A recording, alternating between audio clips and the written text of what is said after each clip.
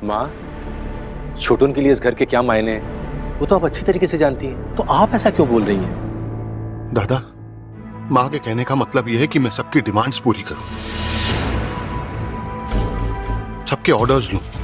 अरे मैं क्या सोचता हूं, क्या कहना चाहता हूं, इनफैक्ट मुझे सोचने का भी हक नहीं है, क्योंकि बड़ा पैसा कमाने वाला बेटा नहीं बन पाया ना मैं।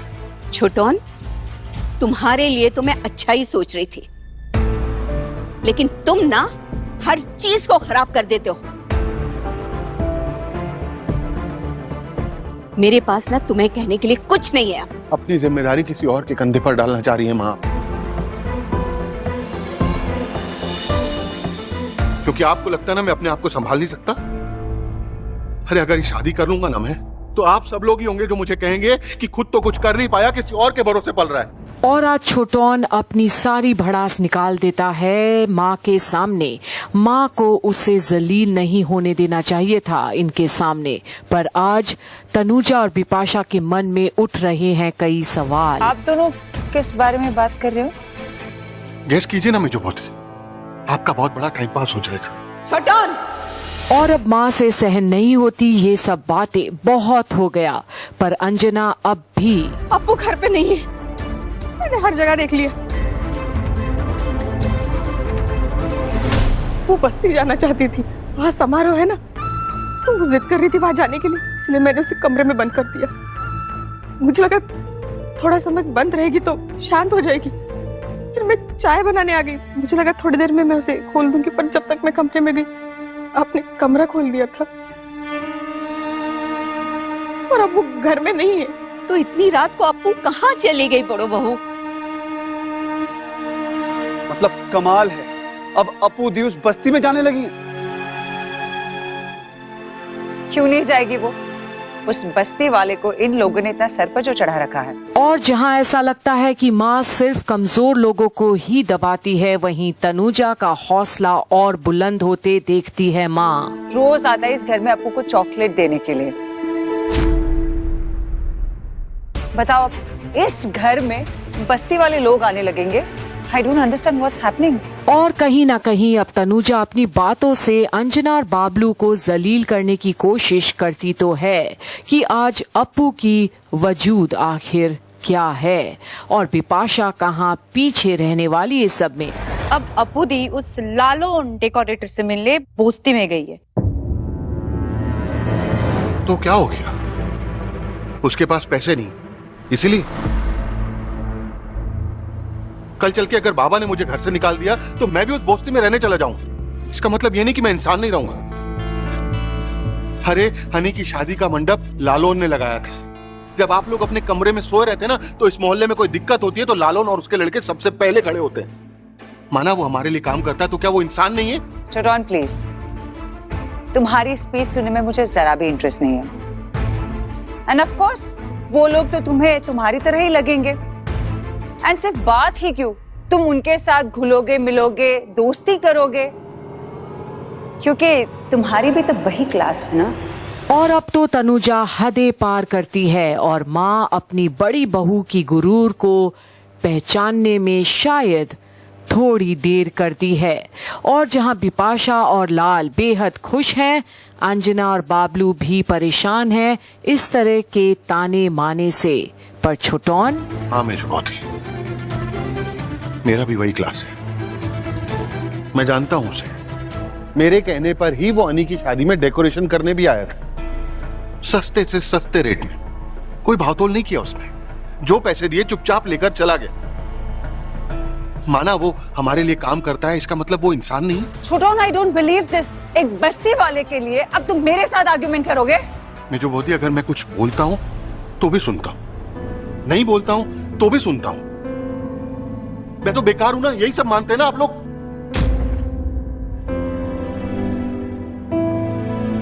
तो इससे बेहतर होगा ना कि मैं अपने मन की बात बोल लूं।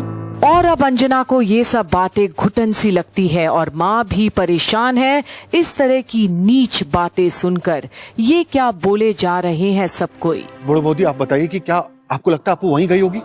हाँ, मतलब वहाँ से गानों की आवाज भी आ रही है और वो जिद कर रही थी कि मैं उसे वहाँ लेकर चलूं। तुमने मना कर दिया तो अकेली चली गई? बहुत हिम्मत बढ़ गई है अप्पू की। माँ, इसीलिए तो उसे कमरे में बंद किया था। मुझे डर है वो किसी गलत जगह फंस ना गई हो।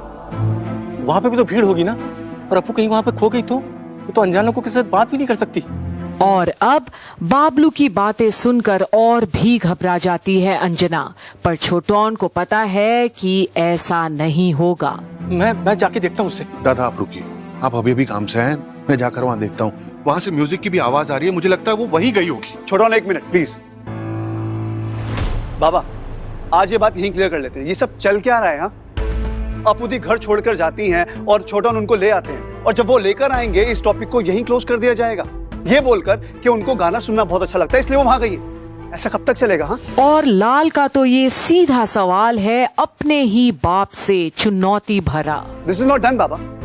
लाल बेटा, तुम भी वहीं पैदा होते, वहीं बड़े होते, अगर मेरे पास मेरे बाबा का घर नहीं होता है। इसलिए मैं अपू को कुछ नहीं कह सकता अगर वो वहां जाना चाहे तो, लेकिन क्योंकि वो अनजान लोगों के साथ बात नहीं कर सकती है, उसके वहां होने में खतरा है। छोटोन, मैं जा रहा हूँ। हाँ हाँ, जाइए जाइए, एक एक करके सब बस्ती में जाइए ढूंढने।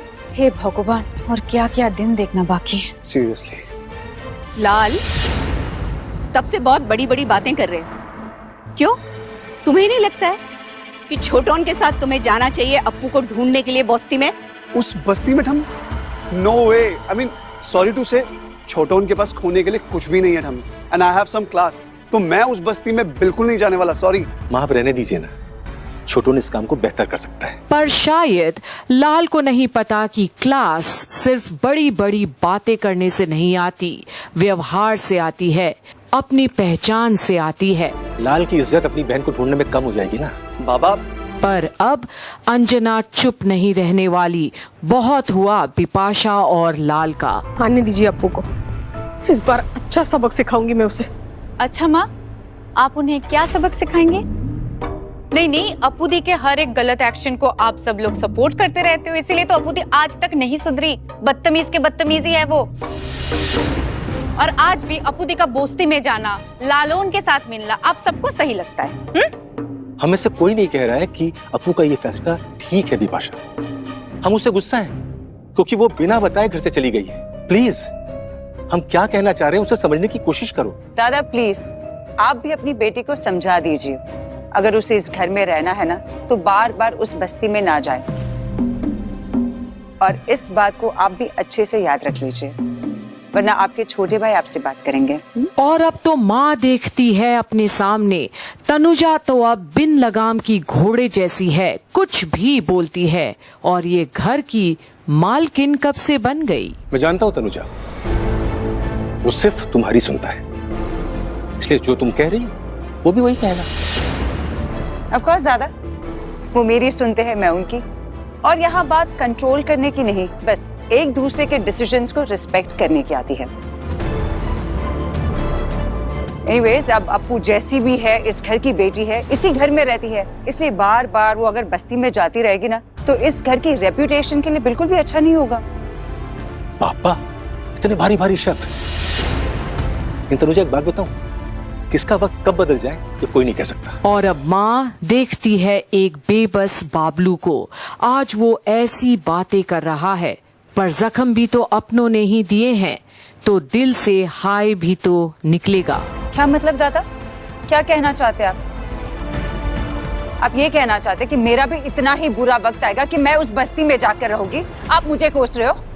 तनुजा, मैं ऐसा नहीं कह रहा हूँ, मैं सिर्फ ये कह रहा हूँ कि भविष्य के बारे में कोई नहीं जानता कि कब किसके साथ क्या हो जाए। और शायद बाबलू सच कह रहा है, कब किसकी किस्मत पलटेगी किसी को भी नहीं पता। मेरी बेटी इस घर से बिना बताए चली गई, क्या मैं कुछ कर पाया? अंजना ने उसे कमरे में बंद कर दिया, माँ ने खोल दिया। क्या इस घर में कोई भी कुछ कर पाया? नहीं। मेरी बेटी अभी उस बस्ती में है, मैं चाहता हूं कि बस वो वापस आ जाए, क्योंकि मैं उसे खोना नहीं चाहता हूं। खैर, इस बात को और आगे नहीं बढ़ाते, देखते हैं छोटोन क्या खबर लाता है। और अब जहां सीधे सीधे लफ्जों में बाबलू सबको आईना दिखा दिया, अब सिर्फ अप्पू के वापस आने की इंतजार है। और अब शायद सबको एक मैसेज भी मिल गया है कि किसी के भी साथ कुछ भी हो सकता है, तो गुरूर तो कुछ सदस्यों को बिल्कुल भी नहीं करनी चाहिए। तो आगे क्या होगा देखते रहिए हमारे साथ कंप्लीट बॉलीवुड में, जहां बसु परिवार में अप्पू को लेकर हुई शब्दों की जंग में बात कहां तक पहुंच गई। आगे क्या होगा, बने रहिए हमारे साथ।